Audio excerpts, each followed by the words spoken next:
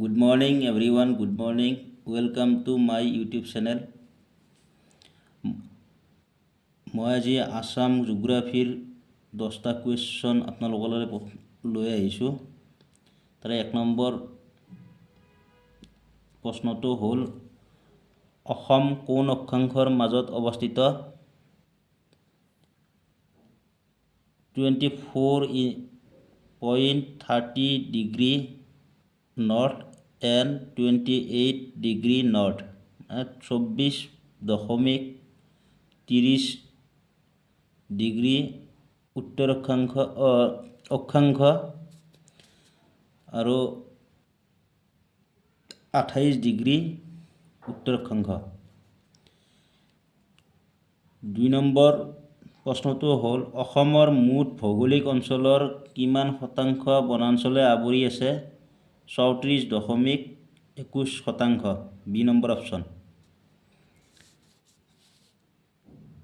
ক্ষেত্ৰভিত্তিত 3 number প্ৰশ্ন হ'ল ক্ষেত্ৰভিত্তিত উত্তৰ পূৰ্বাঞ্চলৰ ৰাজ্যসমূহৰ ভিতৰত অসমৰ স্থান কিমান? শুদ্ধ answer second, option number A.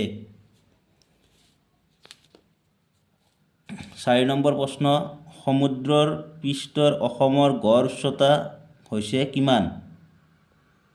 The average highest of Assam from sea level is সমুদ্ৰ পৃষ্ঠৰ অসমৰ গড় উচ্চতা হৈছে অপশ্যন নম্বৰ ডি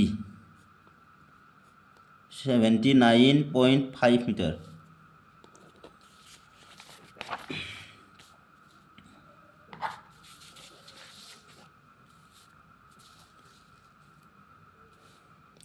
পাঁচ নম্বৰ হৈছে অসমে তলত উল্লেখ কৰা কোনবোৰ দেশৰ আন্তৰ্জাতিক সীমাৰেখা স্পৰ্শ কৰে? এ নম্বৰ অপশ্যন হৈছে ম্যানমাৰ, ভূটান আৰু বাংলাদেশ। বি নম্বৰ অপশ্যন হৈছে ভূটান আৰু বাংলাদেশ। চি নম্বৰ হৈছে চীন, ম্যানমাৰ, ভূটান আৰু বাংলাদেশ। ডি নম্বৰ ম্যানমাৰ আৰু বাংলাদেশ। আগন্তুক ভিডিঅ'ত মই এইটোৰ বিষয়ে এনচাৰটো লিখি দিছিলোঁ। তাৰে ইয়াৰে শুদ্ধ এনচাৰ হ'ল ভূটান আৰু বাংলাদেশ। 6 নম্বৰ প্ৰশ্ন অসম কিয় কৌশলগতভাৱে গুৰুত্বপূৰ্ণ হৈ পৰিছে? এ নম্বৰ অপশ্যন ইয়াৰ উদ্ভিদ আৰু প্ৰাণীৰ বাবে।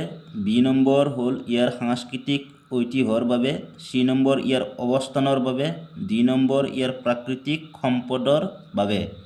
ইয়াৰে শুদ্ধ এনচাৰ হ'ল চি ইয়াৰ অৱস্থানৰ বাবে। 7 নম্বৰ হ'ল কোন দুটা অঞ্চলৰ মাজত অসম এটা সংৰক্ষণ মণ্ডল? কোন দুটা অঞ্চলৰ মাজত অসম এটা সংৰক্ষণ মণ্ডল? এ নম্বৰ অপশ্যন দক্ষিণ এছিয়া আৰু দক্ষিণ পূব এছিয়া।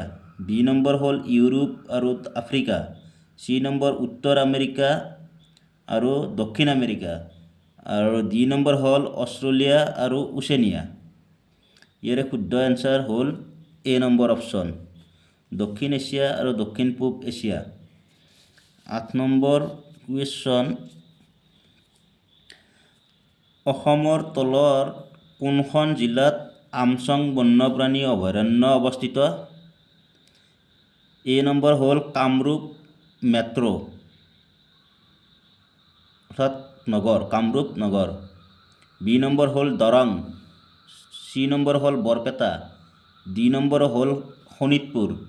ইয়াৰে শুদ্ধ এনচাৰ হ'ল কামৰূপ নগৰ অৰ্থাৎ কামৰূপ মেট্ৰ'।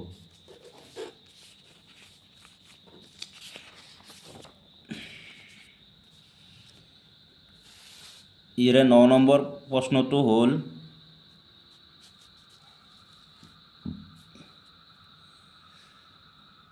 তলৰ কোনখন অসমৰ সৰ্বোচ্চ পাহাৰীয়া পৰ্বতমালা? এ নম্বৰ অপশ্যন হ'ল কাৰ্বি পাহাৰ, বি নম্বৰ অপশ্যন হ'ল বৰাইল পাহাৰ, চি নম্বৰ হ'ল জয়ন্তীয়া পাহাৰ, ডি নম্বৰ হ'ল পাটকাই পাহাৰ। ইয়াৰ শুদ্ধ এনচাৰ হ'ল বৰাইল পাহাৰ।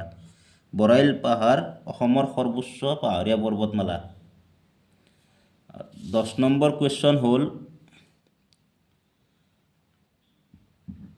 অসমৰ তলত কোনখন জিলাৰ সাক্ষৰতাৰ হাৰ সৰ্বনিম্ন? মানে তলত, সৰ্বনিম্ন মানে তলত। A number option Dima Hasao, B number Dhubri, C number Karbi Anglong, D number Hailakandi. ইয়াৰ শুদ্ধ এনচাৰ হ'ল ধুবুৰী।